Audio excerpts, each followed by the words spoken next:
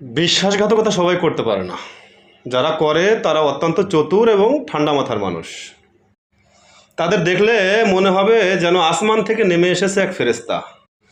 তারা নিজেকে এমনভাবে উপস্থাপন করবে যেন আপনি ভাববেন যে একজন মানুষ কিভাবে এত ভালো মানুষ হতে পারে।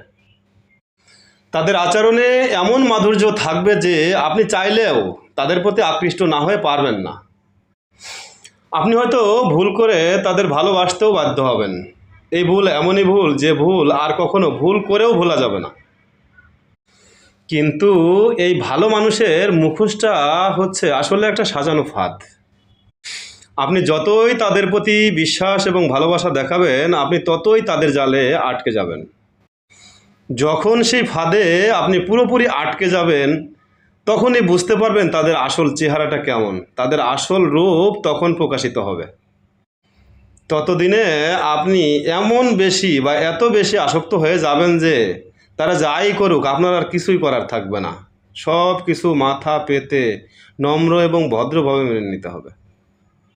তখন তারা হবে সেই খেলার বিশ্ব চ্যাম্পিয়ন, ফুটবলের মতো একটা খেলা, এবং সেই খেলার তারা হবে বিশ্ব চ্যাম্পিয়ন খেলোয়াড়। আপনি নিজেও একসময় টের পাবেন যে এই খেলার একমাত্র বল আপনি নন। তার সাজানো আরও অনেক ফুটবল, অনেক গুটি সাজানো আছে তার এই জগতে।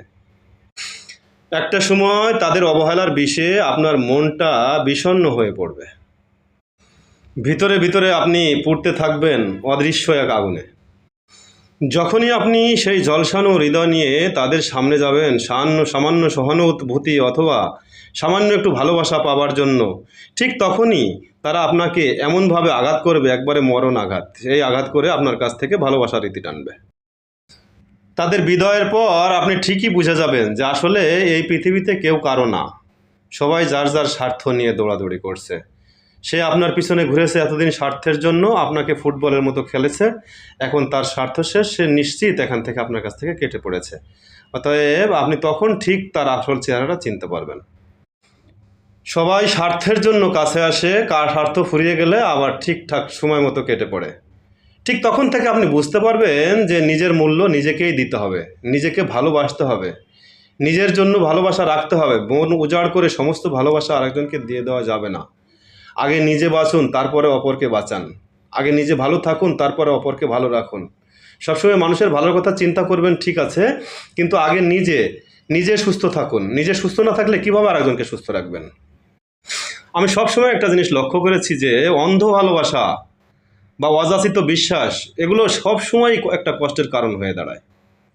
একটা কথা সবসময় মনে রাখবেন, লবণ আর চিনি দেখতে একই রকম যদিও, কিন্তু স্বাদ সম্পূর্ণ ভিন্ন। এই পৃথিবীতে মানুষ চেনাটা সবচেয়ে বড় কঠিন কাজ। এত সহজ না মানুষ চেনা, ভাই। যা হোক, সবশেষ আমি বলবো যে নিম পাতা যদিও তিতা, তাহলেও এর ফল কিন্তু ভালো হয়। ফল বলতে ওই গাছের ফল না, মানে এর ফলাফল। প্রথম জীবন যদি আপনি একটু তিতা ব্যবহার নিয়েও সুখে থাকতে পারেন, তাহলে সেটাই ভালো। যা হোক, সবাই ভালো থাকুন, সুস্থ থাকবেন, নামাজের কথা মনে রাখবেন। আসসালামু আলাইকুম।